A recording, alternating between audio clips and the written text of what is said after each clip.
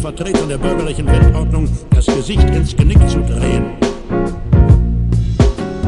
Ich kann weder in einem Theater noch in einem Kino lange aushalten, kann kaum eine Zeitung lesen, selten ein modernes Buch. Ich kann nicht verstehen, welche Lust und Freude es ist, die die Menschen in den überfüllten Eisenbahnen und Hotels, in den überfüllten Cafés bei schwüler, aufdringlicher Musik, in den Bars und Varietés der eleganten Luxusstädte suchen, den Weltausstellungen, auf den Korsos, den Vorträgen für Bildungsdurstige, auf den großen Sportplätzen. Ich kann alle diese Freuden, die mir hier erreichen.